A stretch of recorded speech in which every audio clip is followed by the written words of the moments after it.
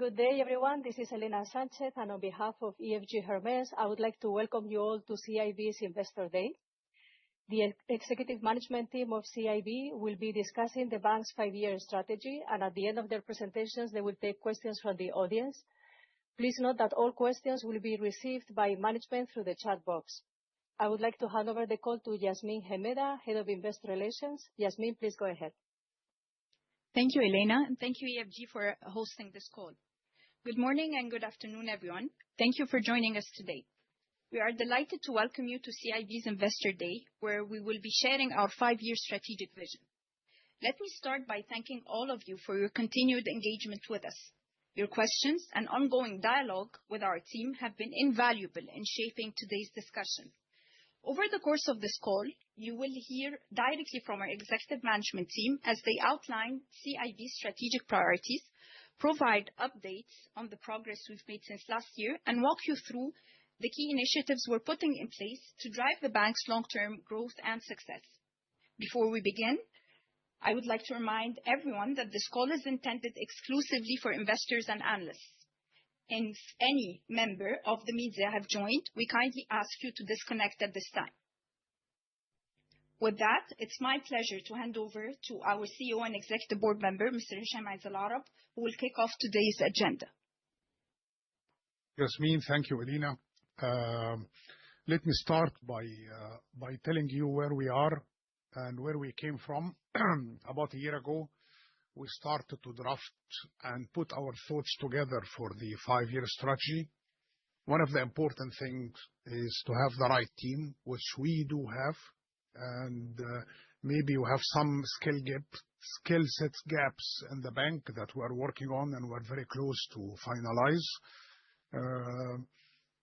The key thing here, starting with Tony on my left hand here, and I have to thank Tony for all the efforts he has done over the last 12 months.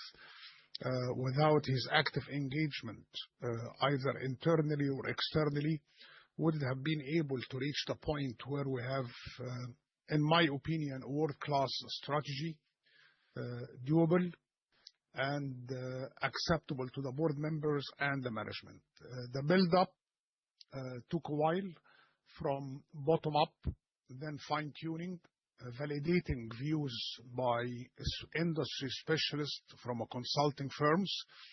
And I have to stress, under industry specialists for each segment and each product, including technology. And we reached that point. The team, including Islam, Omar, and Rashwan, in my personal opinion, have done an outstanding job in getting us where we are. And the point here, I feel very comfortable that that team will be able to execute this, maybe as well. I don't want to raise your expectation, but I think we can do more than what's on the strategy. We cross our fingers. CIB is in a different league now, and the future is very promising. And I will pass the floor to Tony to start his intro. Good afternoon, everyone. Can I start by saying thank you to Hisham and Yasmin for that introduction, but most importantly, thank you for everybody joining us today. By way of brief introduction, because as many of you I won't have met, I'm Tony Prestage. I've been a banker technologist now for 30 years. I spent 16 years at Barclays, latterly as COO of the UK business and a member of their ExCo. I then moved to Nationwide, which, for those of you that know that business, is the second largest retail and business bank in the UK, where I was COO and then Deputy CEO. And then I moved to Santander, latterly as Deputy CEO for the UK and Europe. So it's a real pleasure to be here today, and it's been a real privilege over the last 12 months to work with Hisham and the board and the leadership team who you'll hear from today to put the strategy together. So thank you very much for joining us. With this as a background, what I wanted to do is just very briefly introduce the flow of the materials today so that the investors that are joining us are clear what we're going to cover. We're going to start from Islam as the CFO, who's going to talk to the macro. And clearly the macro, economically, from a demographic perspective, competitive perspective, has been a core input to the strategy that we've put together. And what you will hear from all of the team is how that macro input has shaped where we think the opportunities are for the organisation. Islam and I then together are going to give you the top line story for the strategy. What is it that we're seeking to achieve over the next 5 years? But also, what does that mean for investors and other stakeholders in that context? And what are the strategic KPIs against which we will measure success? And then most importantly, in many ways, we're then going to start to look at our two core businesses. So corporate banking, where Omar, who many of you have met before, but has recently taken on a much wider role overseeing the wider institutional bank from a strategy perspective, as well as his core job leading markets, will talk to us about our growth opportunity in corporate and institutional banking. We're then going to come back to Islam, who, in the same way as I've just said, Omar has extended his role, Islam has done the same thing to oversee strategy for the retail bank. And so between Omar and Islam, we will hear our growth aspirations for our current business today, but there's a huge opportunity. What we're then going to do is shift gear and talk about our new businesses and where we think there's going to be real growth opportunity for us, partly because of the market in which we operate, and also because of the way that technology will change our opportunity to engage with consumers. And for those items, we're going to come back to Omar, who will talk to us about commercial and SME banking. Whilst they are segments we've been in, we have a huge opportunity to scale them tenfold from where we are today. So we really think about those as new business build opportunities rather than just incumbents where we're seeking to scale. And then we're going to go to Rashwan, who equally a number of you will have met before, previously led our retail and business bank, and has now been appointed as the CEO designate for the digital bank. So Rashwan will talk to us about the digital bank in that context. And then we will start to regroup the whole story to look at the underlying enablers. And what we're hoping for the investors today is that you therefore get the full architecture of the story.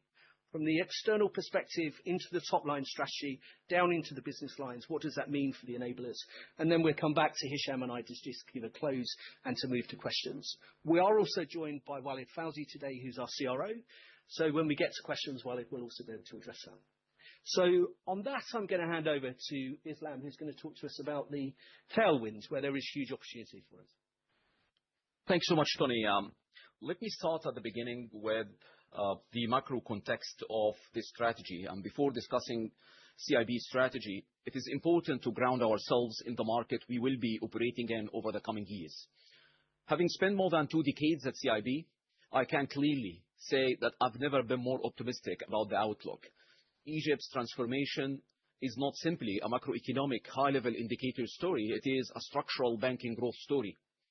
CIB is uniquely, in my view, positioned to translate those 5 tailwinds. We try to a little bit elaborate about them in this slide into compounding earnings, sustained resilience, and durable long-term value creation.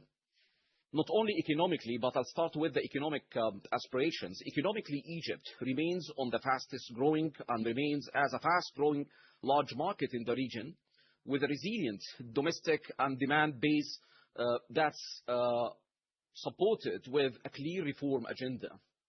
As growth normalizes and start normalizing over time since last year and inflation moderates over time, we see big demand for savings, credit, transactional services, and expanding structurally over time.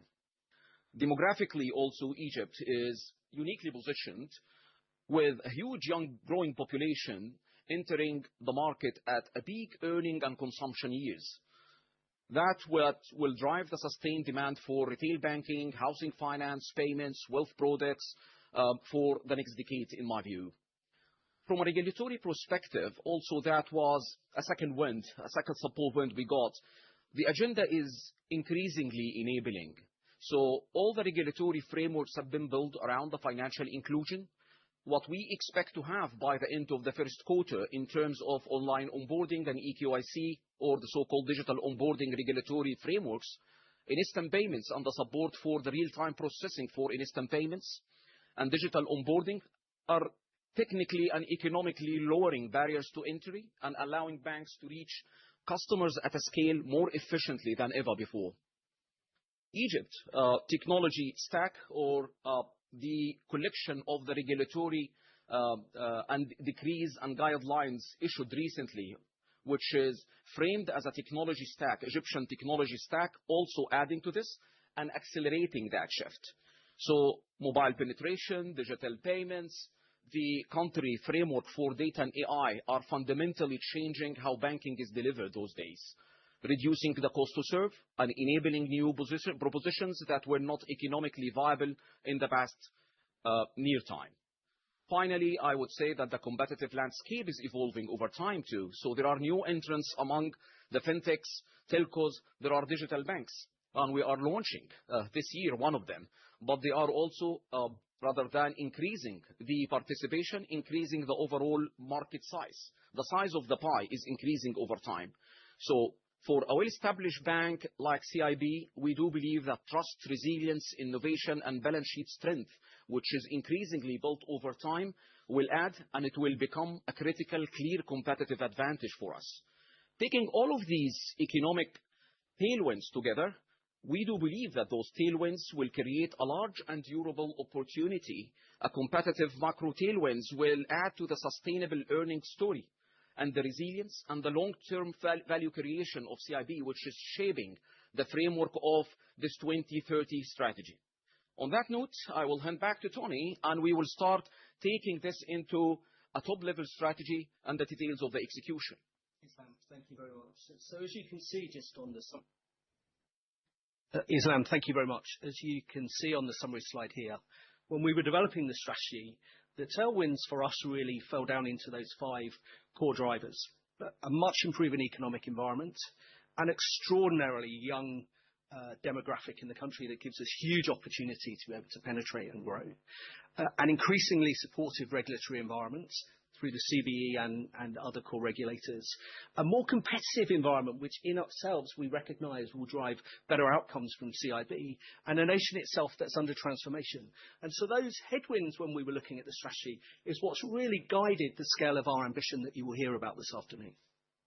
So turning to the content of the strategy itself and starting at the very top around purpose and aspiration. For those of you that have followed CIB for a period of time, you will know that today that our strategy has been described as being at the forefront of change, building for the future, turning aspirations into reality, whilst maintaining agility and integrity.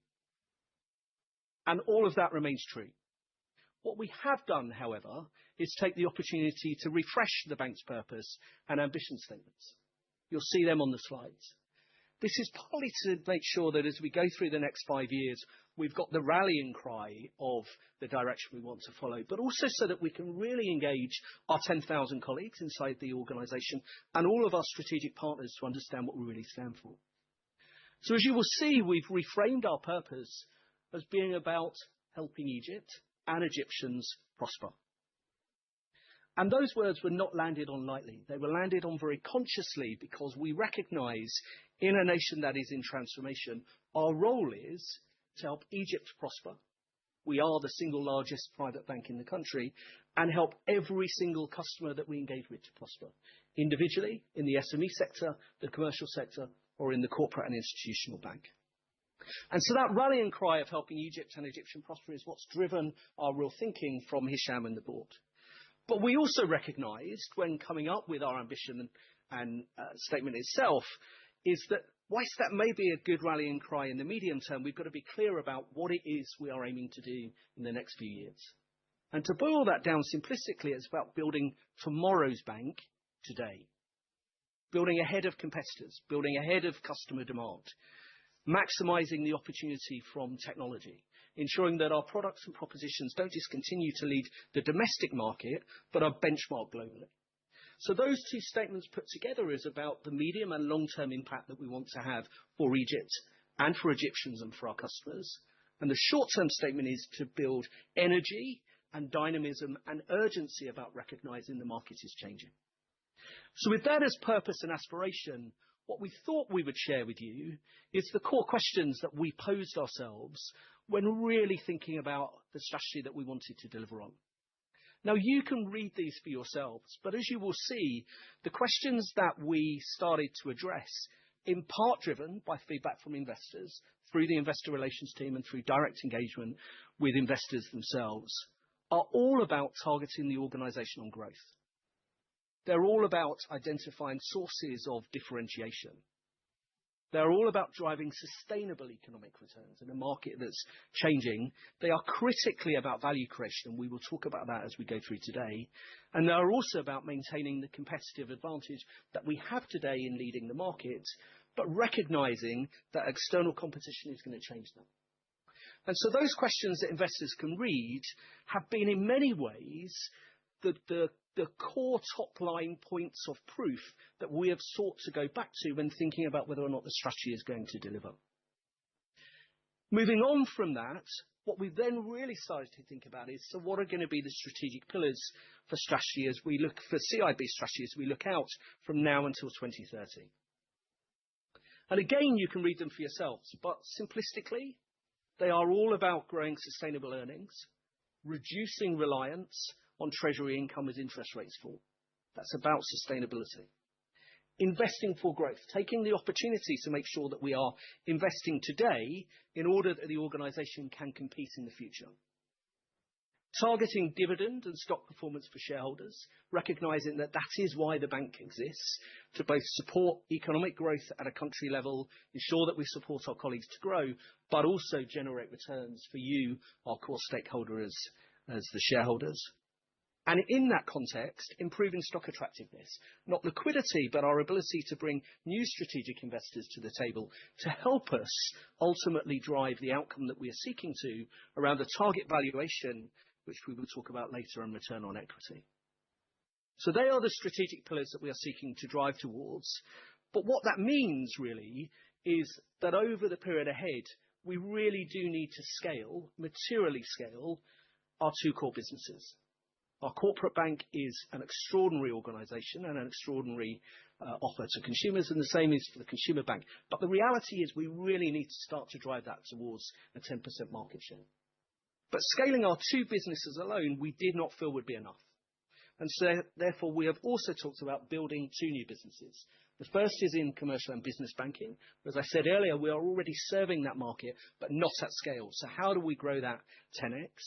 And then critically, how do we invest in building a brand new, separately licensed, separately branded, separately governed digital bank in order that we really are disrupting the market in order that we can compete in the way that will be necessary for the future? And it was fantastic and has been fantastic to see Rashwan move into his new role and bring all of his experiences from the retail bank into starting to build what I have no doubt will be not just a leading digital bank inside Egypt, but in the region itself. As a result of all of those things, as you will see, what we are therefore seeking is that not just are the returns where we want them to be, but we are doubling the balance sheet to make sure that the returns are sustainable, and we will hear more about that. We're increasing profitability in US dollar terms, and Islam will talk about that in a second. And we are rebalancing what does the overall portfolio of revenue for the organization look like for us. And so simplistically, the next slide is strategy on a slide. You know, we are seeking to scale our corporate bank threefold. We are seeking to double our franchise in consumer banking. We are seeking to 10x grow our commercial and business bank. And we're seeking to launch a standalone, newly scaled digital bank into the marketplace. And these are the four pillars. These are the four battlegrounds that we will judge our success against. They are the way in which you investors can also judge our success as we move forward, because you can see simplistically in one place what are the four battlegrounds that will determine whether or not we've been successful. So that's really all I was going to say, other than to then start towards, well, how do we execute that? And as you will see here, we have started to define for ourselves the cornerstones of execution.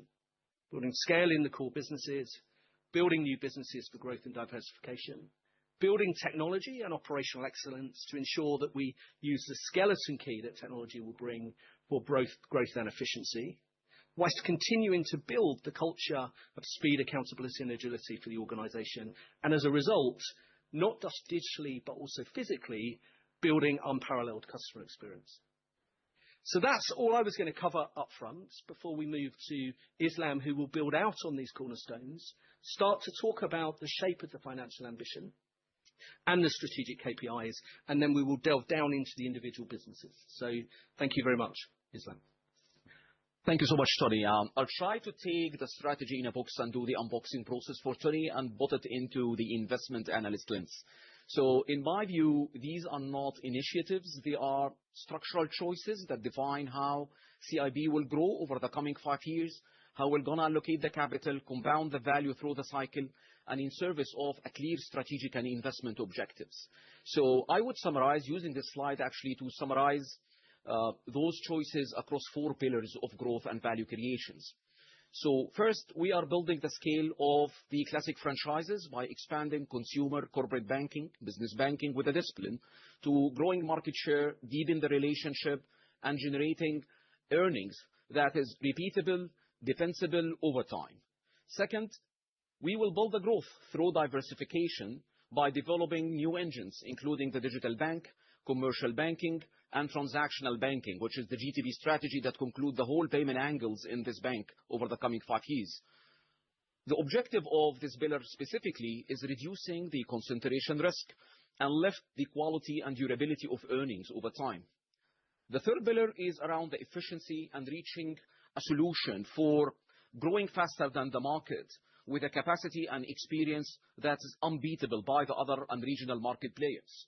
And I think, in my belief and in our belief as collectively as a team, that technology, operations, shared services is basically the solution.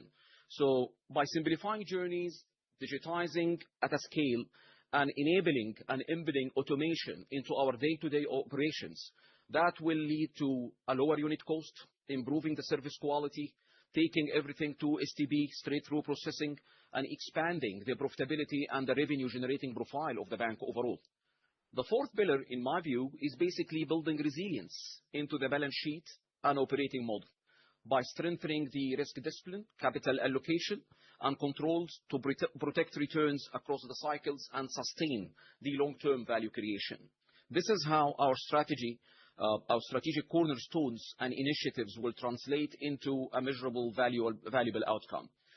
If you want to put that into a financial context, I think that financial house matters and matters a lot for the story. And this slide specifically will capture the financial outcome of the entire strategy. So by 2030, our ambition is to double the profitability in EGB terms, but actually, and equally important, is how that profitability is generated is a fantastic story by itself, in my view.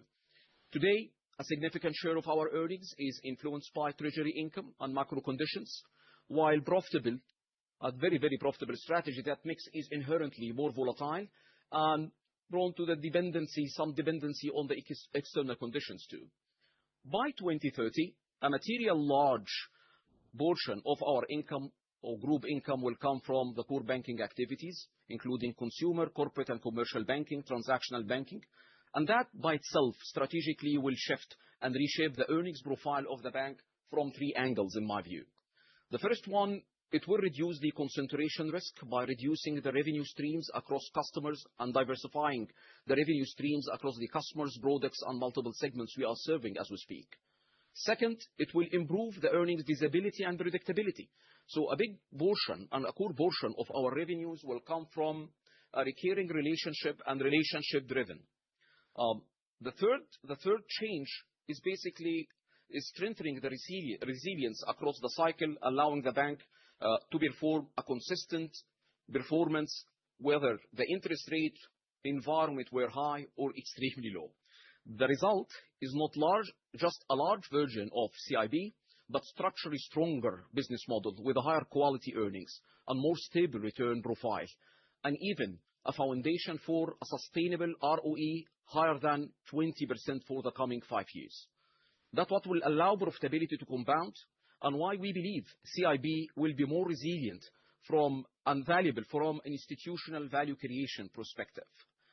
And finally, I think my next slide is apparently to bring everything together. So this slide brings together the ambition of our strategy and sets a concrete measurable outcomes. So when you look at it, you'll find that the driving growth means expanding the growth on both sides of the balance sheet. So with deposits growing at an average of around 18% and loans growing at an average of 20% annually, that will capture market share while maintaining the funding strength of the franchise and will take us to the expected 10% we are aspiring to get by the end of the cycle. Building resilience means reshaping the structure of the earnings. So by 2030, over 20% of our revenues will come from fees and commission, the fee income, the non-interest income of the revenue side, and from the core businesses, which will account for the majority of the group income, and concentration on any single income source will be materially reduced. Creating value means converting that growth also into a resilience, into a superior shareholder return. Our target is a sustainable return of equity, as I just mentioned, over 20%, supported by a consistent net profit growth and a very disciplined capital allocation. And importantly, these targets are designed to work together, because technically growth without resilience could increase the risk, and resilience without growth could cap the return. So value, or in our value creation model, only created with achieving both of them together. By 2030, CLB will be a bank that's larger in scale, stronger in structure, and more predictable in performance. A profit that's supported by long-term compounding on a higher valuation. So far, we have outlined we are going where we are going and why the opportunity really is compelling.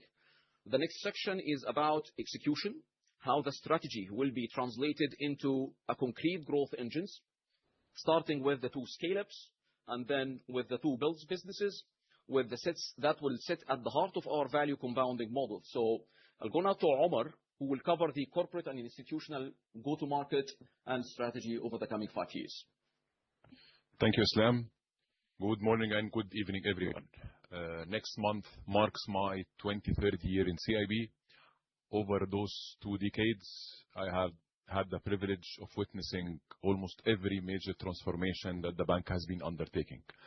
And from the early 2000s and until today, across 5 strategic cycles, one constant has been always defining CIB: resilience matched with agility.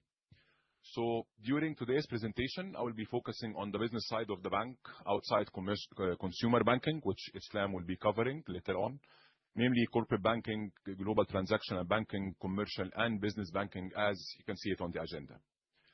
So the first part, covering the corporate banking and global transactional banking, is to provide an overview on how we're going to be operating and where we have an ambition plan to both scale and diversity.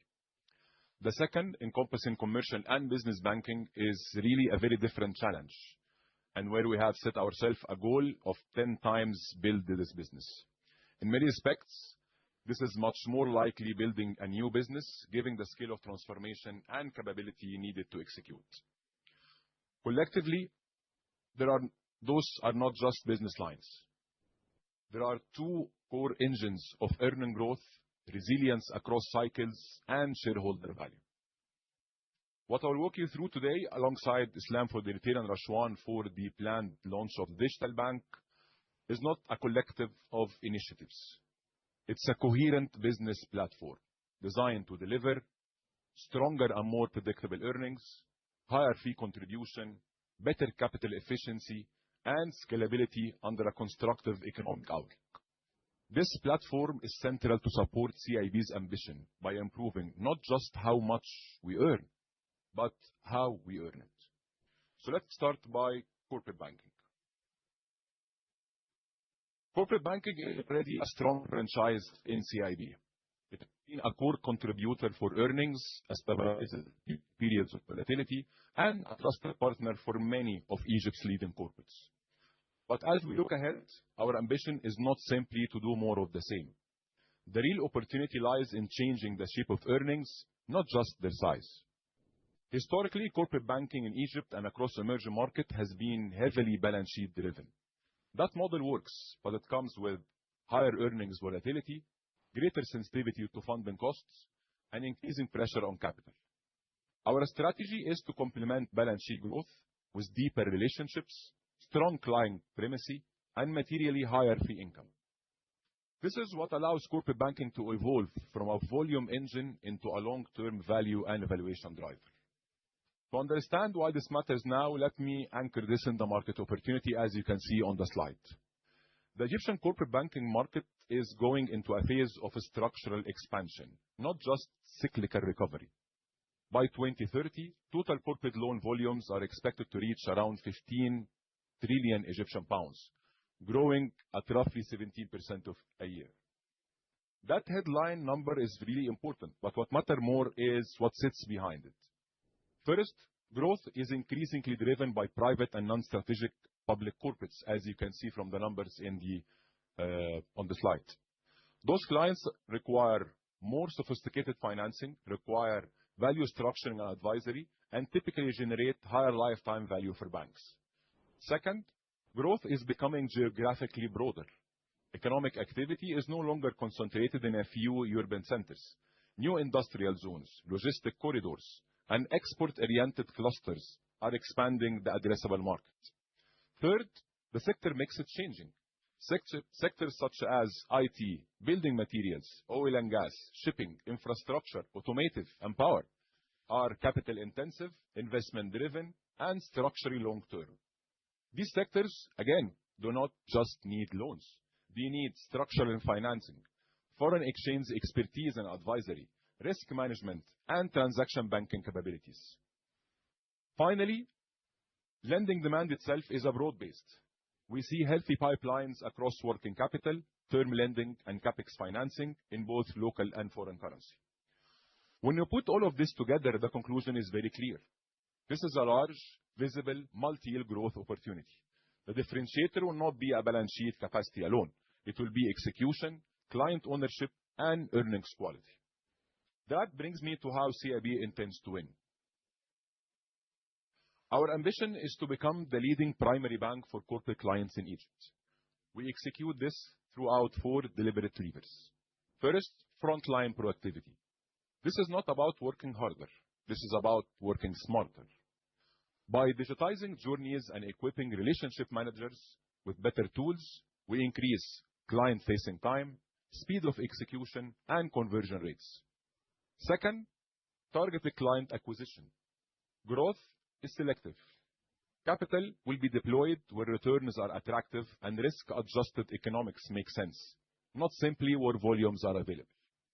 Third, deepening existing relationships. Today, our average share of wallet is around 20%. That tells us that we already know these clients, we already manage the risk. The upside lies in becoming their primary bank. Moving toward 30% share of wallet drives growth with lower margin risk. Fourth, fee income throughout global transactional bank. And let me pause here, because GTB is one of the most important value levers in this entire strategy. GTB is not a support function. It's the spine of the business platform, the part of the bank that converts activity into recurring, predictable, and capital-light revenues. Today, GTB already generates fee income, but its contribution to total revenues is still below its true potential. What makes GTB strategically powerful is that it sits inside our client daily operations. Once we manage payments, collections, liquidity, and trade flows, we become operationally embedded. That changed everything. Client switch cost increase, balance volatility decreases, and cross-sell becomes structural. In our model, GTB is treated as a product factory, serving corporate, commercial, and business banking simultaneously. We are fixing the core first: cash management, payments, collection, cross-border flows.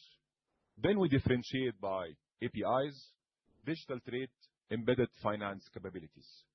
And this is supported by $20 to $30 million of GTB-related CapEx already embedded in the plan. Now, let me be very clear about what this delivers by 2030, as you can see it on the slide. GTB fee income growth from 6.7 billion Egyptian pounds to around 24 billion Egyptian pounds by 2030.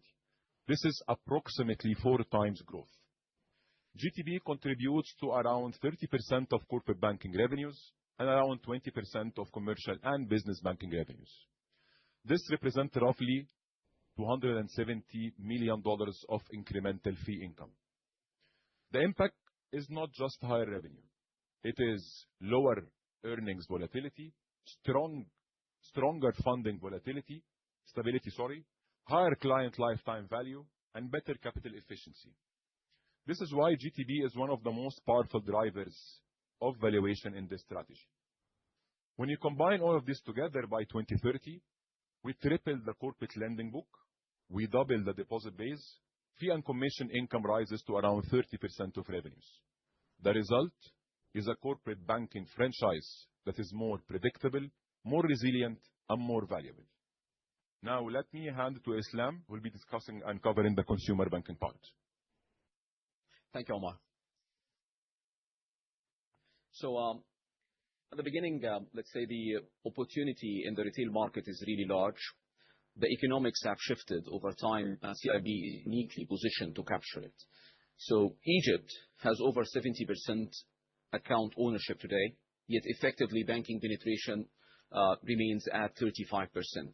That gap represents tens of millions of customers whose financial needs are being served only partial or not at all by the banking system, which is where exactly the opportunity is.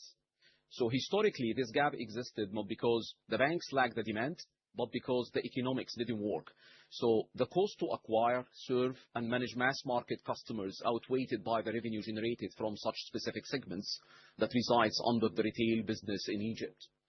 The equation now is changing, and it's changing decisively for many reasons. So regulatory developments, which is I highlighted at the beginning of my presentation while we were just explaining the tailwinds of the macro, and specifically the expected digital onboarding and eKYC, which is dramatically will lower the acquisition cost and friction, and mobile-first servicing models, which will reduce the cost to serve, which was a bane over time in this market, and the availability of data and analytics, which will allow a price and smart risk-taking and personalized offers at a scale. Profitability in such segments and in some of those segments were previously unattractive changed dramatically because of the new economics. At the same time, Egypt's demographics also, again, is working for our favor. This country has over 60% of the population under 30. All of them are really digitally native, increasingly bankable, and honestly entering the market at the peak consumption years. The result is a consumer in the retail banking shop with a revenue pool growing on a compound basis, on annual basis, almost more than 10% over the next 5 years, and materially faster than the GDP growth. For CIB, this will create a once-in-generation opportunity to scale consumer banking profitably and deepen the relationships with existing customers and capture share of under-penetrated segments, all while structurally improving margins through the digitization. In short, consumer banking no longer a trade-off between profitability or growth. With the right engagement, distribution, and technology model and infrastructure, I think we will solve for the profitability. When we design and strategize for the retail banking, because in the world of the retail banking, demographics, yes, is creating the opportunity, but the wise and smart segmentation and targeting, we determine the right return level. So in order to convert this demographic tailwind story into a sustainable earnings, we have deliberately segmented the market and tailored our strategy for each segment based on its economics. So let me now walk you through how we think about each consumer segment, where we invest for growth, where we defend our leadership position and franchise, and where we focus on cost discipline, and how that translates into a scalable ROE accretive consumer franchise by 2030 from an investor angle. So the first segment indeed is actually the wealth segment, which is one of the CIB's strongest franchises as we speak. And this segment is already profitable, capital light, and relationship driven. So our objective here is not to reinvent, but a disciplined expansion. So by 2030, we aim to grow our wealth segments and double the customer base from 75,000 to approximately around 150,000, increasing our market share from 8 to 12%. The value creation comes from deepening relationships rather than stretching our margins, increasing assets under management, cross-selling investments into insurance and investment products will reinforce CIB as a primary bank for such prime customers. From an investor perspective, wealth will deliver high fee contribution, strong CASA, current accounts and savings, a lower credit risk profile, and stable returns. making it core pillar for the earnings and quality and resilience. When we look at the Plus segment, which is basically shaping the upper mass segment within the social grid in Egypt, is where the largest absolute growth opportunity sits. So today, the segment represents a significant portion of the market, yet CIB is materially underpenetrated, which is where the opportunity. So by 2030, our ambition is to increase the share by around 5 percentage points, acquiring roughly 1 million additional customers while maintaining market level margins. This is a scale story, not a pricing story. So the economics will work for us because customers in that segment have meaningful balances, rising income, and high penetration to adapt multiple products. So it's an opportunity for upselling, cross-selling, for deposits, cards, lending, insurance, and investments. From an investor perspective, the Plus segment is the single largest contributor to the incremental revenue growth and a key driver for operating and leverage ROE extension, which is expected higher than the 20% for the overall bank in dollar terms, giving the new norm we are expecting on the interest rate environment. The third segment basically is the Prime segment, which will require a more selective approach. So while CIB already capture a fair share of Prime customers, a large portion of the space is payroll driven, with a limited product depth and subscale profitability indeed. So in Prime, the strategy is a bit selective. Growth with focus is selective in terms of growth with focus on cost to serve discipline. So we will grow the upper Prime segment where economics are attractive and migrate the lower Prime to a lighter and smarter digital infrastructure. The objective is a higher profitability per customer, not volume for its own sake. The fourth segment in that lay is basically the Light segment. And the Light segment is a very focused discipline kind of a segment. We call it the financial inclusion segment. We don't pursue an aggressive growth over here, and instead we reduce the cost to serve through a digital-only servicing and migration model. And we will consider that as a referral channel to our digital bank too. When Rashwan will come to that, I think we'll elaborate about the synergies between the two entities, ensuring that the segment doesn't dilute the returns too. And finally, which is in my view, an optional upside and critical and important upside is the overseas customers. So finally, that overseas segments will provide an incremental upside for the core dependency, for the core segments within the retail shop. These segments will scale alongside Wealth, Plus, and Light, leveraging digital onboarding, remittance, and targeted propositions without recurring heavy physical infrastructure, especially once the government starts introducing by the first quarter, as we expect, the digital onboarding and eKYC regulation. That will enhance the deposit inflows, the FX activities, fee income, while maintaining a low incremental cost over time. Our view over here is a capital efficient extension for the domestic consumer strategy, and that's what will make CIB operating from Cairo a regional player or a regional platform from a business perspective. Putting all of this together is not accidental, it is by design. And we have invested where returns will compound and defending where economics are structurally strong and apply discipline where scale alone doesn't create value. And this is how consumer banking becomes a structural ROE accretive, as we explained earlier. In my next slide, I'm trying to explain how we are turning demographics into a disciplined growth. So growth will be transformed over time into sustainable value creation. Our consumer agenda is built around three priorities. The first one, acquiring profitable customer at a scale. And we do this through partnerships, strategic partnerships, targeted acquisitions, and data-driven segmentation, focusing on customers with long-term value rather than short-term volumes. Second, we deepen our customer relationships. And that means moving beyond deposits and lending, cards, insurance, and investments, and increasing products per customers and lifetime to maximize the customer lifetime value over time, while improving the stickiness of the relation and the stickiness of their accounts. The third pillar, we transform that service model into scalable, efficient model by digitizing end-to-end journeys and shifting service to mobile and remote channels. And we materially planning to reduce severely our cost to serve, capitalizing on what we're going to do into our plans for technology and operation. So now back to Omar to cover the first build initiatives, which is the commercial and business banking. Now while corporate banking captures scale at the top end of the market, the next leg of growth for this strategy comes from segments that have been historically being underserved. Commercial banking and SMEs are what we call it in CIB business banking. Let me start with commercial banking. Commercial banking sit at the heart of the Egypt economy. Yet for years, they have been squeezed between SME and large corporate models. Our approach is different. We are building distinct, fit-for-purpose platform, each with its own economics, its own risk model, and its own growth logic. This allow us to scale profitability. Mid-corporates represent one of the most attractive risk-adjusted opportunities in the banking sector. Today, they generate around 15%-25% of banking revenues in Egypt, compared to 25%-35% in peer emerging markets. The gap reflects under-penetration, not lack of opportunity.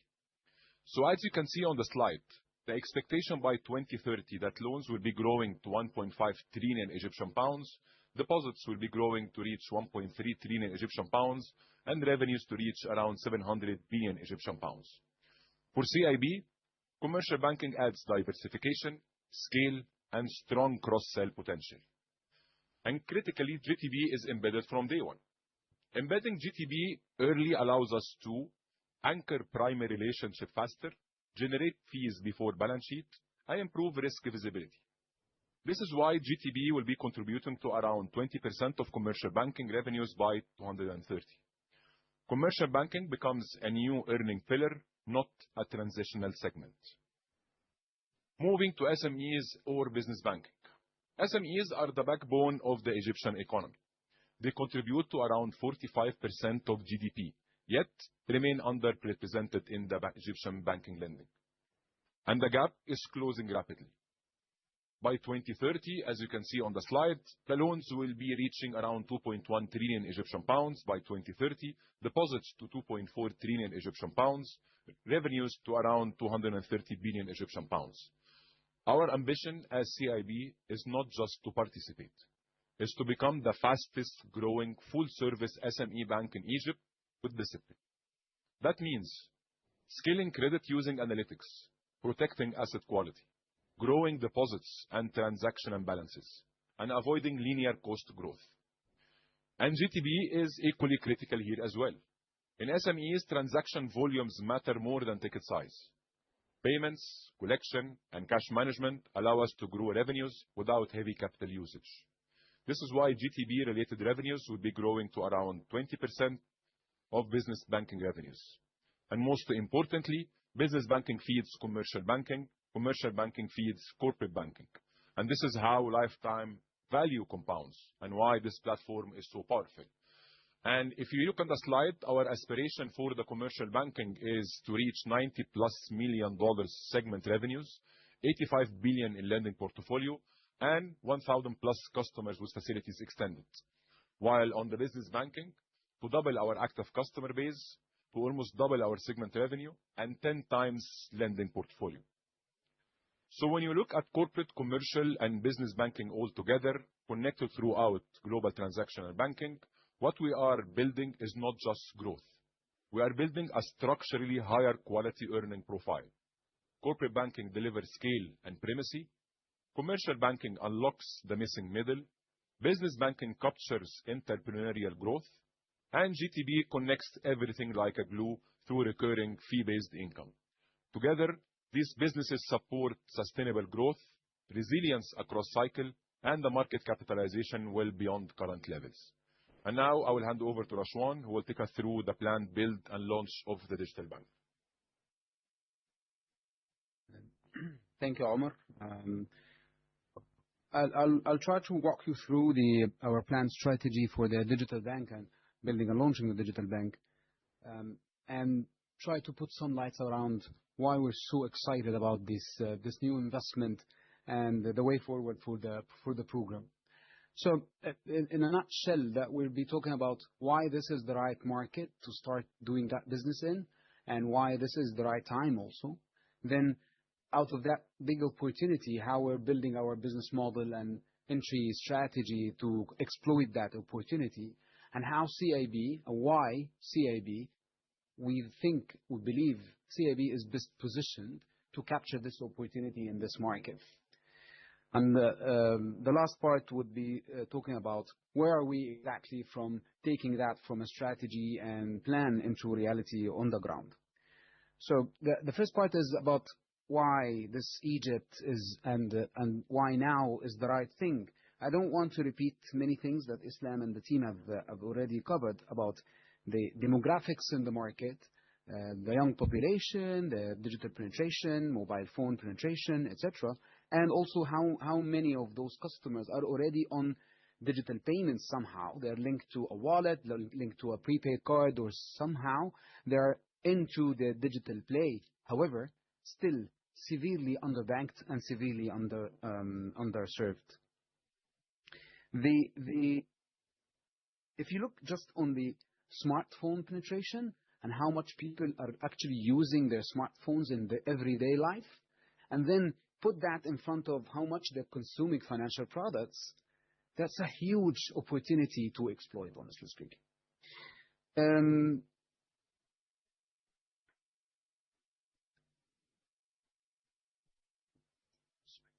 The second part was about the regulatory framework and ecosystem, which was already the team have covered. But now we've seen clear digital bank regulations for licensing. We've seen banks are actually applying for digital bank licenses and taking those. And many fintechs are coming into the ecosystem. Central bank, other regulators are shaping up the ecosystem to enable offering financial services in the market. And also, as Islam explained before, how much of the ecosystem is getting ready for that in terms of real-time payments, eKYC or digital identity, the connectivity to the world on the remittance front, etc., etc., and how much the government is sponsoring AI and big data initiatives across the country. The last point about why Egypt, why now, is even the most progressive conventional bank will not be able to serve mass segments at scale with an economic model. So the three things together makes this the perfect moment, the perfect market to get into digital bank licensing. The second part is about how we're going to exploit this opportunity. One is about setting this as a separately licensed, separately capitalized, separately run bank for many reasons. And that wasn't an easy decision, honestly speaking. We've been thinking about this with many debates around what would be the right structure.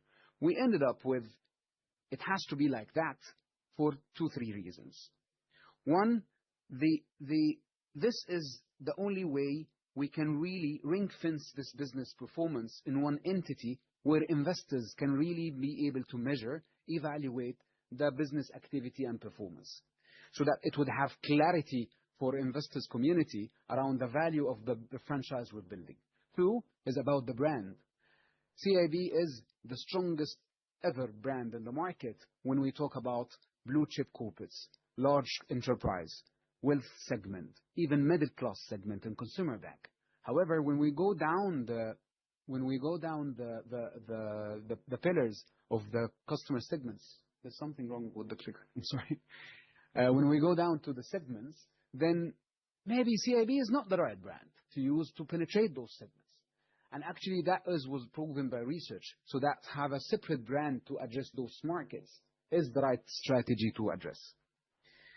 The last point is about we really need to make good use of building this tech stack on a clean slate and take the maximum opportunity in order to make the most efficient, the most agile, the most relevant to the consumer technology and operating model. Not just about the technology software or applications we use, but also how people integrate and interacts together in order to come and produce products and go to the market. And that clean slate that we're going to use will build a world-class modular best architecture that banks are following globally.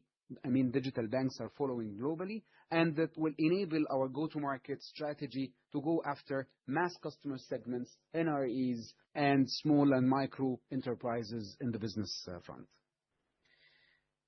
The last point about having that as a separate entity is how we structure the ownership setup around the bank, so that we're building this offshore holding company that will own a UAE-based offshore holding company that will own the operating licensed bank in Egypt. This will give the shareholders of CIB two big optionalities in the future. One is value creation through capital injection through other strategic investors that could be possible into the future and realizing the real value out of the new franchise. And also give the optionality for CIB and the new digital bank to grow beyond Egypt once we have a solid and successful business model inside Egypt. So between the three dimensions, that was a clear direction from the board about the new investment. Then the question about why CIB. We have four things here to mention. One, CIB is by far not just a regional, but also an international benchmark for governance, compliance, and understanding regulatory frameworks and respect and do business profitably within those boundaries. And that in itself is a huge competitive advantage to get a deposit-taking financial institution license in that country. Two, there's no doubt how deep the local market knowledge of this organization. You've seen through the other presentations and the other strategies how much of accumulated experience amongst the team and the board of CIB of how to build a product market fit, how to understand customer subsegments, how to leverage data and technology in order to build the best and the most effective go-to-market strategies and plans. Third, CIB is always a very renowned risk management school, honestly speaking, in the region. So we understand exactly how to balance between risk-reward, how to exploit opportunity and value out of risk management or asset products. And for that specific segment and our business case, asset growth is critical, and it's not really an easy thing to learn or to imitate easily. And then CIB is by nature a unique investor to get into a big asset play in the financial services in that market. All these pillars would lead to a very rewarding business case that we've just had the board to approve, that would lead to a 10 million customers acquisitions between mass consumers in Egypt, non-resident Egyptians, and micro and small businesses across the country, with an ROE that would exceed 50% and a break-even period that would range between the third and fourth year, basically.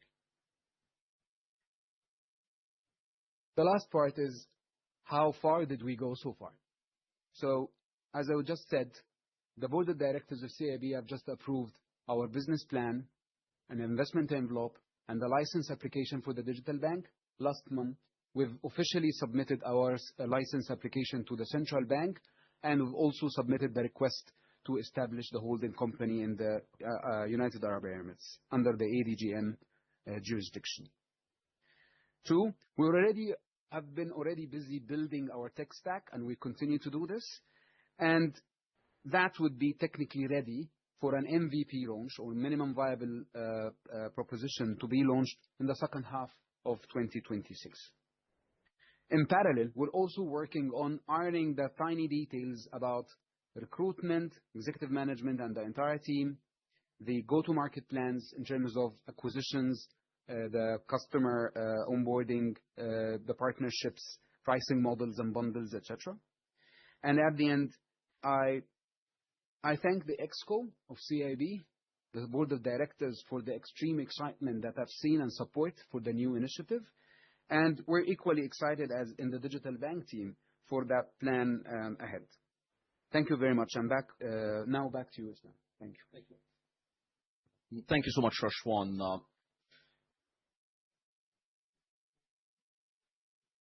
In our next section, basically, we will cover in about how technology, shared services, and banking operations are central to the delivery of this business strategy, not just as support functions operating in the background of the execution. So our business objectives are extremely clear from a strategy perspective. We want to grow faster than the market, improving the quality of earnings while allowing and controlling a prudent risk management and maintaining our cost structure as it's within control limits.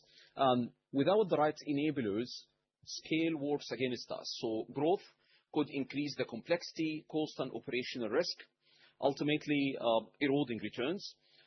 And technology and operation, in our view, is changing the equation, and that will allow us to grow customer base, volumes, and transactions without a proportional increase in cost at risk. From a business perspective, that will mean faster time to market for new products, better pricing and risk decisions through the data and analytics and service model, and that can support millions of additional customers without diluting margins. From a financial perspective, this will translate into operating leverage, lowering the unit cost, improving cost-to-income ratio, and more predictable earnings over time, all of which directly support the valuation. Or in a very simpler terms, we want to make sure that growth is creating returns rather than consuming returns. So in my next slide, I'm trying to explain why incremental change is no longer sufficient in our case, because both external environment and our internal ambition are evolving at a pace that's require a very step change in how operations, shared services, and technology functions. So externally, the regulatory landscape, the new one, is pushing deeper towards for financial inclusion, digital onboarding, and promoting for new entrants, including the digital bank of CIB, fintechs, telcos, and digital banks from the competition too. And all of that are setting a higher expectation on speed, simplicity, and security, and maybe the availability of the banking services too. So customers now expect banking and banks in general to be instant, always on, and seamless when it comes to channels and channel management. Internally, our business ambition has changed at a scale. So you haven't seen a growth rate smaller or in terms of size, less than 2 or 3 times across all franchises, either the new ones or the classic franchises. So if we don't transform, the growth would increase the cost and the complexity and the operational risk. And that would ultimately dilute the returns. So transformation changed the equation, and it allows us to scale customer transactions and products without scaling the risk and the cost. In this environment, transformation is not optional. It is basically the price of the change. It's the price of the future, actually value about to leap. For the next slide, and to support, try something with the clicker.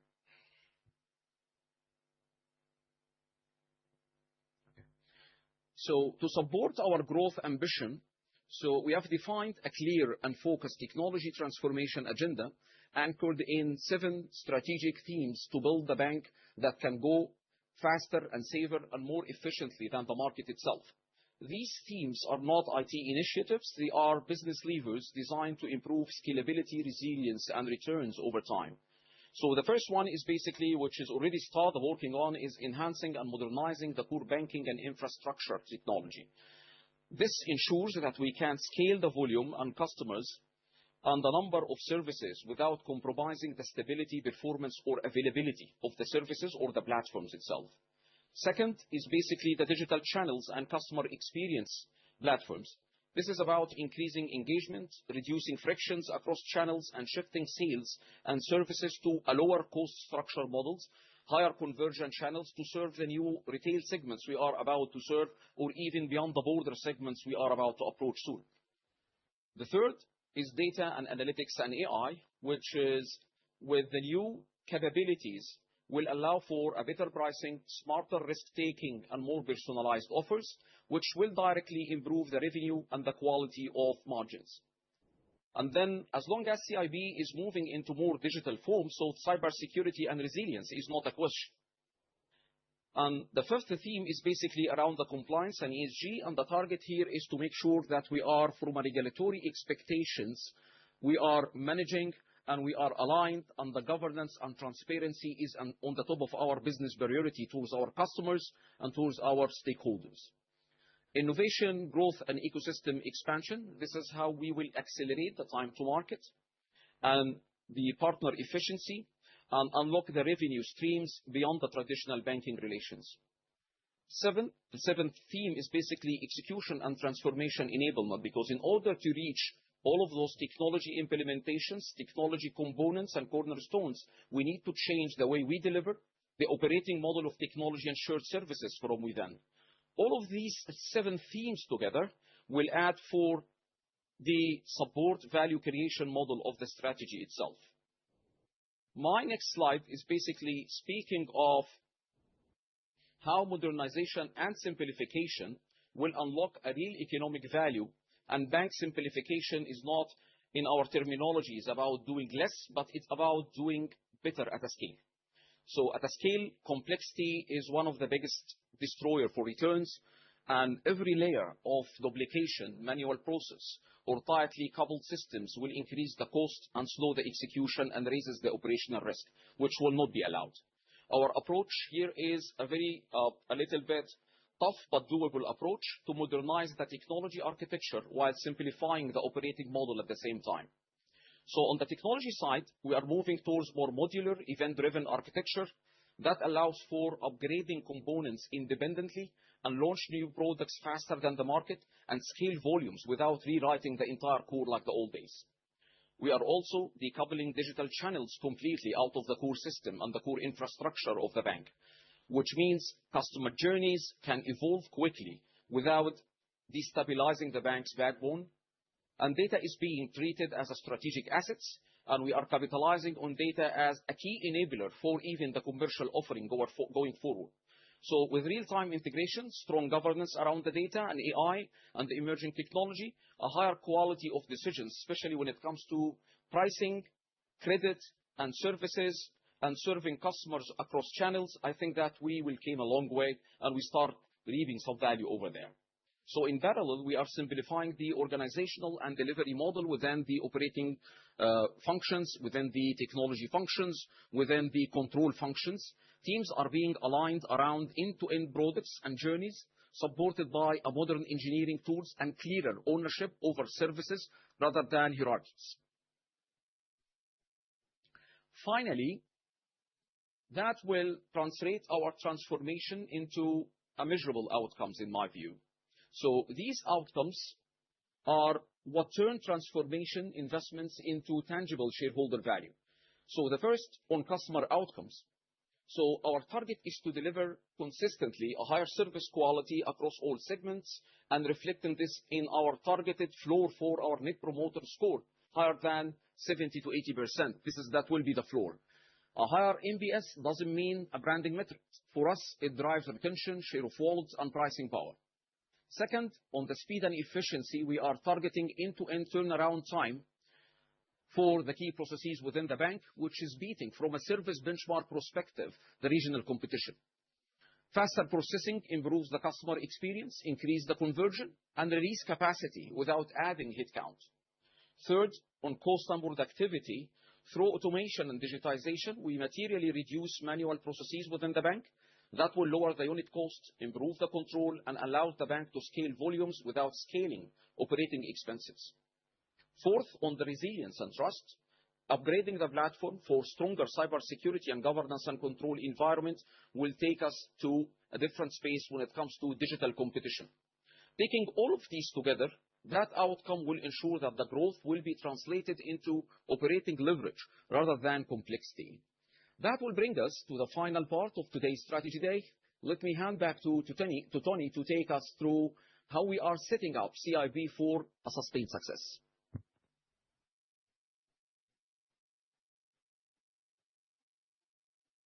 Thank you to Islam, Rashwan, and Omar. We're conscious we've covered a lot of ground today and have been talking for some time. So it's just 2 final slides of closure before we go to Hisham. Firstly, as you can see from this slide, and I said earlier, the strategy in many ways is simple. It's execution that's hard. Yeah, we've set ourselves an ambition to clearly scale our 2 businesses. What that really means, doubling the franchise for the retail bank and more than doubling the balance sheet for the corporate bank. You heard that from Omar and Islam earlier. Secondly, we have said that we will launch our essentially new businesses in commercial and business banking with an ambition to take material market share and to grow that business 10 times from where we are today. At the same time, subject to regulatory approval, we will launch and scale the planned digital bank under a separate license, under a separate brand, in order that we can really unlock the opportunity that new digital technologies and new digital models bring. As a result of that, if we execute all as planned and the macro continues its current trajectory, we will have, as you heard from Islam earlier, diversified revenue and reduce concentration risk on treasury, build a more diverse and importantly risk-managed, well-risk-managed asset base, and laid the path for sustainable growth for the next cycle. The final slide for today is just a summary of the outcomes of the strategy. Firstly, we genuinely do believe that CIB is undervalued. Now, we know that that's about market sentiment, and we have to prove that. But we have a clear ambition to drive valuation of this bank above $10 billion and maintain it there well before 2030. We believe we can do this whilst also achieving a real return on capital in US dollar terms above 20%. And I know that we've had some questions come in on return on equity. So when we go to questions, we're going to ask Islam as the CFO to elaborate on that point to make sure that investors really understand that. We absolutely believe that the scale opportunity for CIB is mouthwatering in many ways. And therefore, we are going to drive the business towards a 10% market share across all of our segments.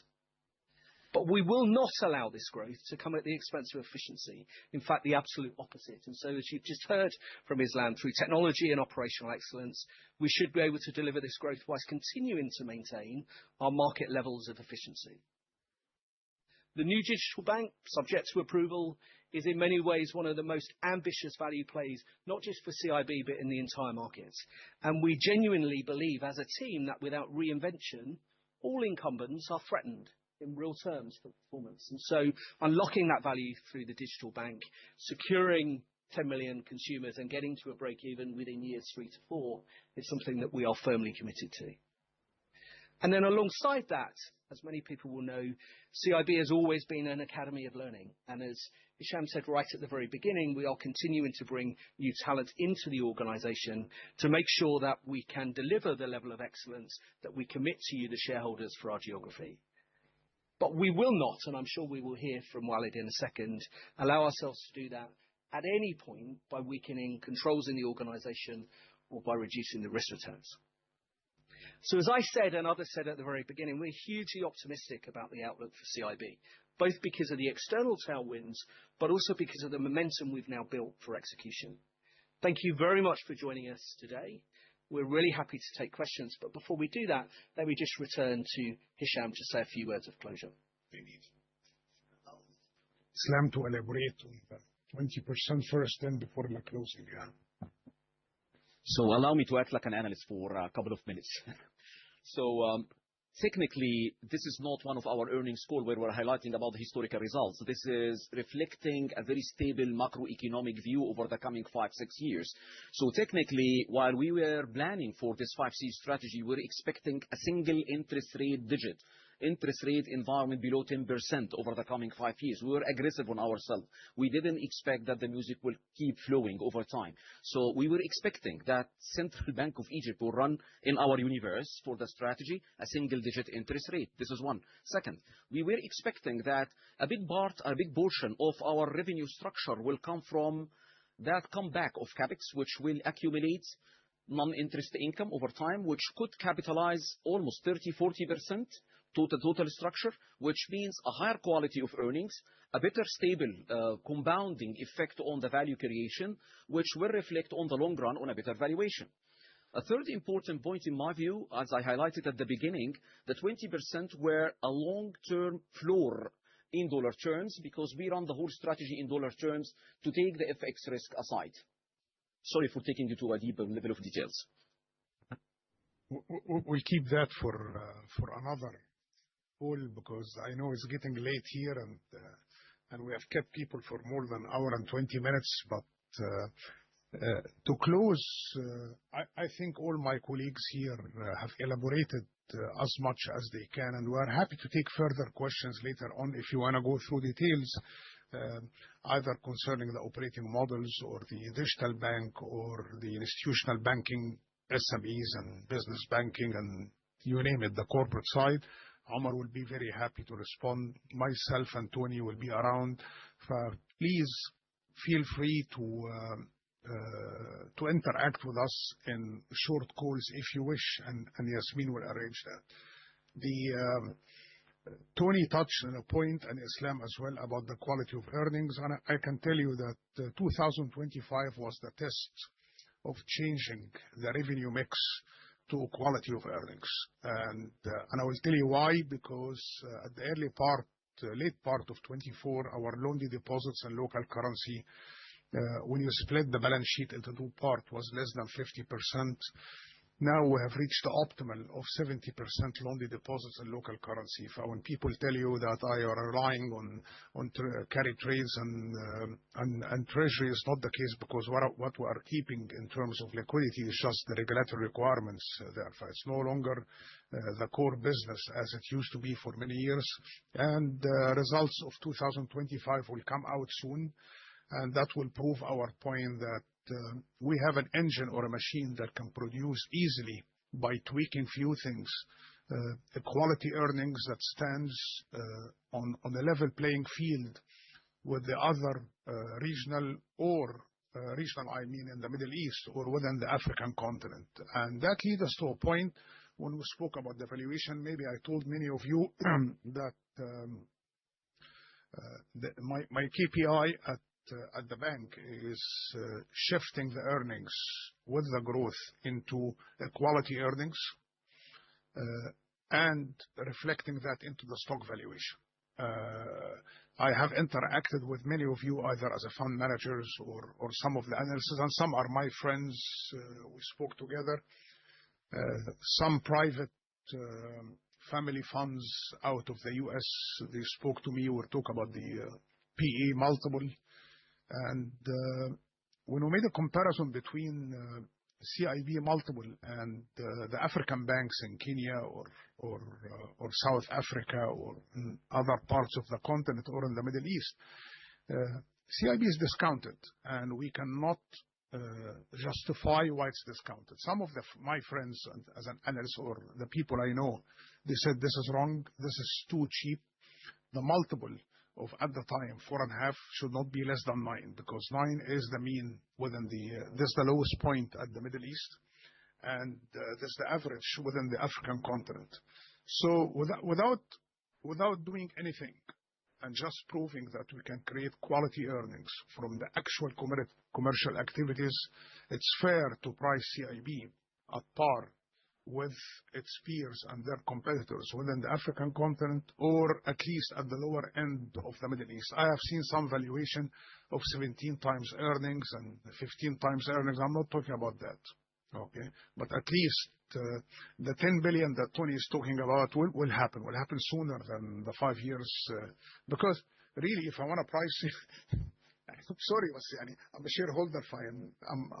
I'm talking my position, which is true. If you want to take CIB with expected, I don't want to reveal any insider about 25 numbers, and multiply them by the PE of 8, even 8, not 9. And this is the historic PE. It's not the future projected one. I'm being conservative in everything I said. I'm sorry, I'm going to exceed your 10 billion by miles. Good. And I'm going to make a lot of money. By next week. And I will make a lot of money. I'm happy because, listen, one thing I love in my life, this is personal. I like to see people wealthy, okay? Either the people that work with me, my shareholders, my customers. Deny that. Well, try to deny it. Okay. A lot of questions coming. You have a lot of questions, fine. I'm not going to talk about my personal life. You can go ahead. Okay. So the first question, I think Islam, you can take that one. What sort of normalized CAR base for the 20+% ROE target? Also, is this excluding the digital bank initiative?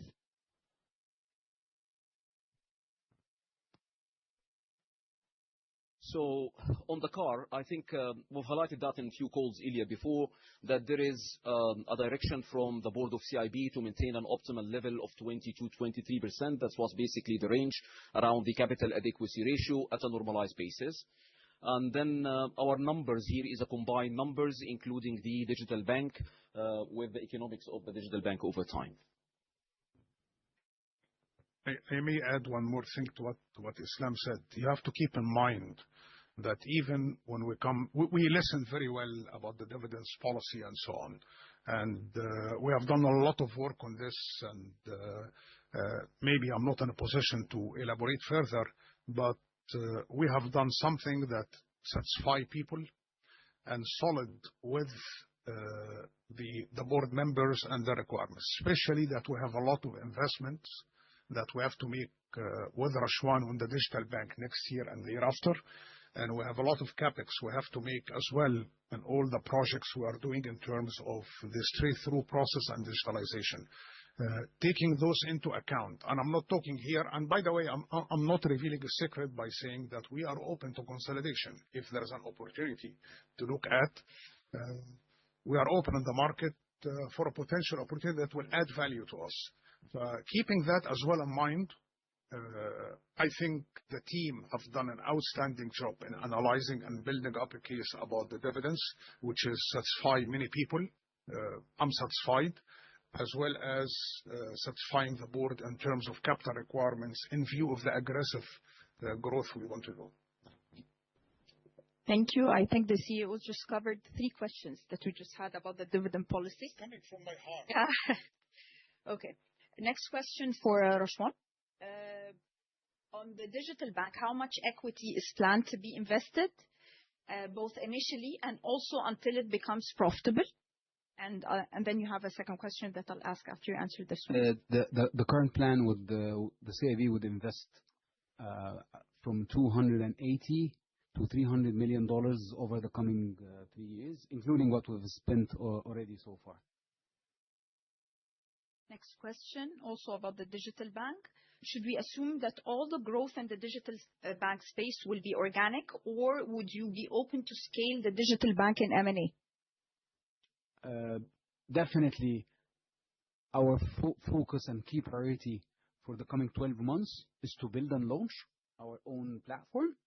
100% we're open beyond that to scale that business propositions, especially if something that will come across and that would enable us to accelerate our product roadmap or customer acquisition strategy. Thank you very much, Rashwan. Thanks. Next question is for Mr. Islam. Should all growth targets, such as the 10% profit CAGR, be viewed as real growth? Also, are the growth targets from financial year 25 results? Basically, is the base year is 25? The base year is 26. We start basing 26 based on our aggressive expectation for the macro environments, taking into consideration all the impacts of running a single-digit interest rate environments. The CapEx come back. The 10% is basically the average compound growth rate, which is basically the CAGR, which doesn't mean this is basically means mathematically that we need to grow at a minimum rate of 10% over the coming few years, given the expected interest rate environment and the new pricing rationale. That's the floor again. Exactly. All the numbers and indicators are our floors because we build our strategic framework for this 5-year strategy on a marginal basis. Also. Don't worry, I will stretch them later. No. As usual, always, I try to put the ambition. When we get it, by the way, listen, you are as good as your dreams. Okay? All right. I was here just to be conservative. I'm sorry, Shem. Okay. Okay. Islam also, approximately how much dollar earning per share growth per year is expected over the period from 26 until 30? Earning per share in dollar terms. think that the growth will be in near of 20% the ROE. It needs to reflect the growth over time in absolute year-over-year. But on a compound average basis, I don't recall the number, but I assure you it will be 20% year-over-year minimum as a floor, because I was conservative considering all the macro tailwinds I was just explaining.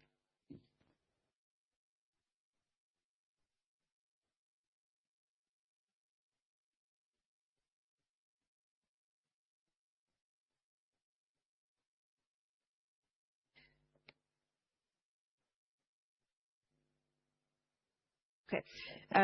How should investors think about dividend payouts throughout this 5-year period?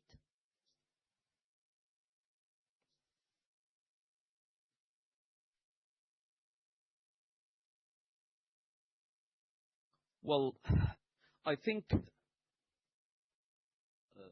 voice is not working. If you have, I personally think that we're going to see a consolidation within Egypt and within the region. And those consolidations will require liquidity. Okay, for rather than paying out. I can see it clearly like seeing you now. The market has a lot of opportunities.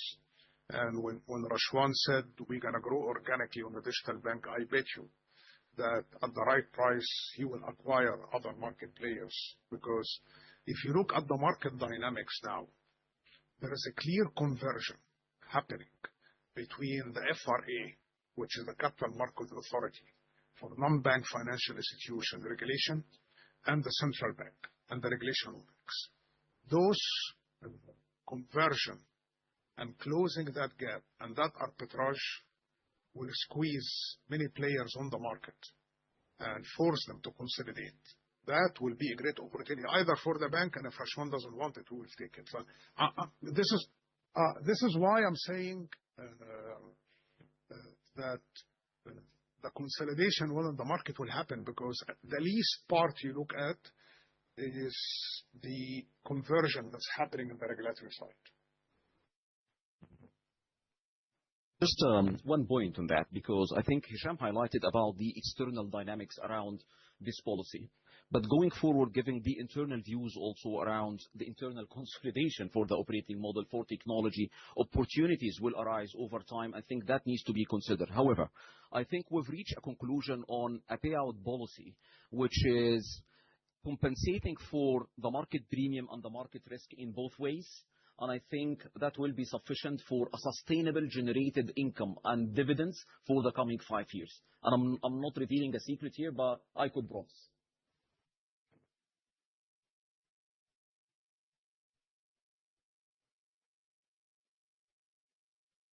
I don't see any more questions in the chat bot, but I mean, we can give it a couple of more minutes. Just a reminder, all questions by participants, we will be receiving them in the chat box. So if you have any questions, please type them in the chat box.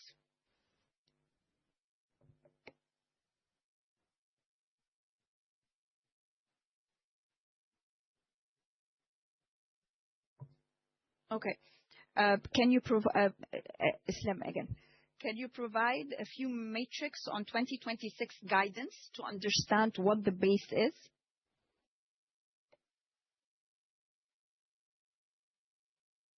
So I think we are maintaining the same growth rates for 2026, keeping in mind that we are expecting some interest rate cuts by the central bank. The published numbers and reports as we speak at the range of 500-600 basis points. However, I've highlighted a couple of times on our earnings call that the sensitivity, given the structure of the balance sheet and the resilience component of the cheap deposits, including the CASA, giving us a good cushion to protect against those interest rate cuts.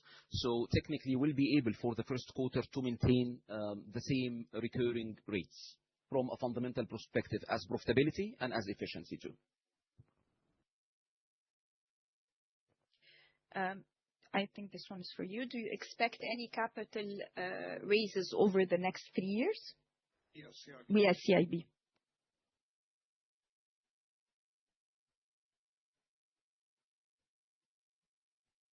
If you want to get engaged with CIB or no capital raise, you buy from the market.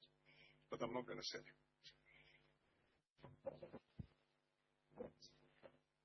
Because I'm wealthy. I don't need you to sell me. Okay. Okay. There's another question.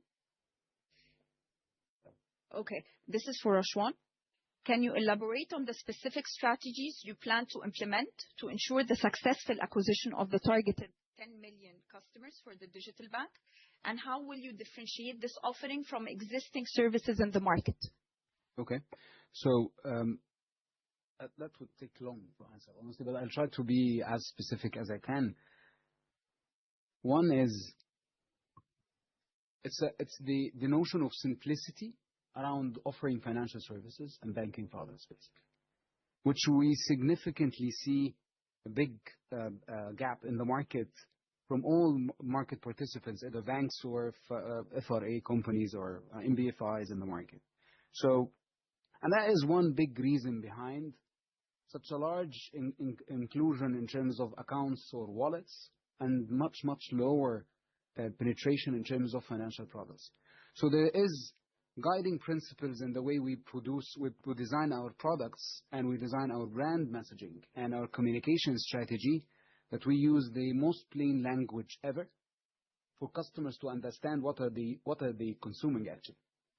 Two is the state-of-the-art UX UI on the mobile app that would really make it easy, intuitive to use our platform for basic and everyday transactions of customers. So between both and prioritizing really, really distinguished payment experience at the front end would allow customers to really make that as part of their daily life. It's not about a bank account. It's not about a card. It's about something that you use on a daily basis multiple times through the product design, the UI, UX, the language we use, and also the network of partnerships we're going to onboard as part of this value proposition. I think that would summarize how we're going to win in the go-to-market place, basically. Hisham just asked me to add briefly from an external perspective. As somebody that until I came here have been in markets that really have been disrupted over the last 10 years as a result of digital banking, the scale of the opportunity in Egypt is genuinely mind-blowing. You've got a underserved segment, and therefore the trajectory of the banked population is growing. We have a population of 60% below the age of 30, and therefore they are born digital native. And if you look in every other market with much smaller populations and opportunity than we have here, the real drivers has been around brand, experience, simplicity, personalization, and ease of onboarding. And if I look at core incumbent banks in the country today, against any of those measures, the future digital bank for this organization has an opportunity to kick the ball out of court. And if you execute that in the way that Rashwan has just said, on modern contemporary technology, so that you can really change the UI and UX and constantly execute in a way that for incumbents, including for ourselves, at times that can be hard, the pace of engagement and growth could be exponential. And it will be more than interesting, not just to see how our digital bank scales, but how digital banking itself disrupts banking, particularly for consumer and SME in the marketplace. Because in every other market, that has been the trend and trajectory. The thing, however, that we have been focused upon is, and I think that was the question, underlying point in the question earlier, was the scale of the investment. We recognize when we were writing this strategy that CIB, or indeed third-party investment that may come along, does not have an open checkbook where we will invest in perpetuity. So therefore, a big part of the digital bank strategy is about asset origination for a lending market that is underserved, such that we can get to break even within the windows of time, years 3 to 4 that we've planned. We have a few questions for our CRO. Given the ambitious growth targets outlined, particularly the 10% compound annual growth rate, what specific, if any, measures are in place to mitigate potential risks that could impact these projections, especially in a volatile economic environment? I think that throughout the past period, we have built a very resilient risk strategy in CIB, and this is reflected in our numbers. And I believe that we have the cushions to take more risk during the coming period. So I don't think that that should change the risk profile much, because at the end of the day, we will be looking at doing more smart controls rather than giving leeway for bad credits or something. So I think that the risk profile in general will have enough appetite for that. Thank you very much. This question is for you, Islam. Would you mind explaining the dividend policy again? Is it a certain spread, cash dividend plus growth above the treasury yield, or is it something else? Still on a proportional percentage basis to cater for the variables within the famous model for any dividends policy, including the free risk rates, in addition to market premium and the global demands and premium by the global investors, given the capital and the investors structure of CIB. So we consider all of that in dollar terms, and we consider the stability, sustainability, and the compatibility, the competitive edge of CIB as an asset class compared to the region. Thank you. This one is for you.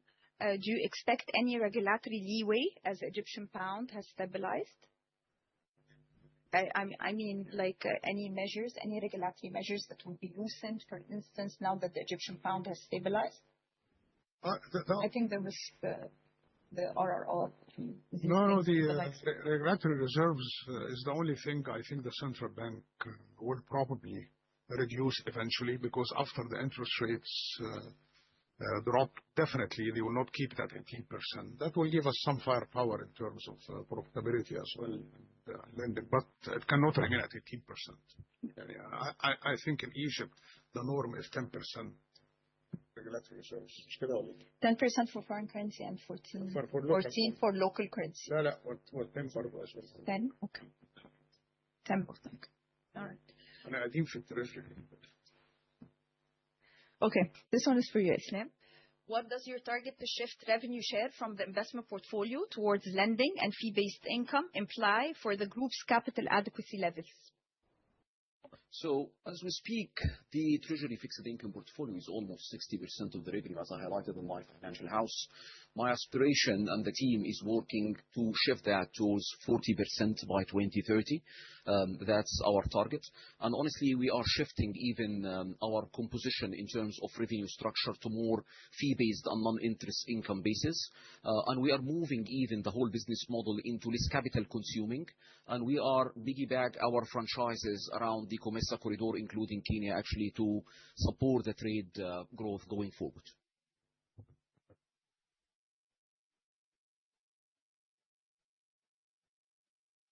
5 more minutes. 5 more minutes.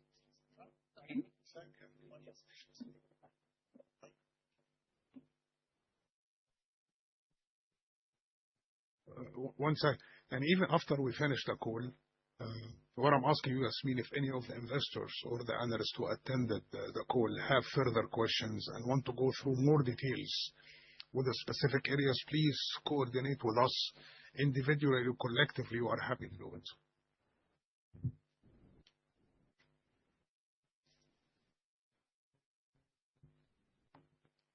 There aren't any further questions, so I think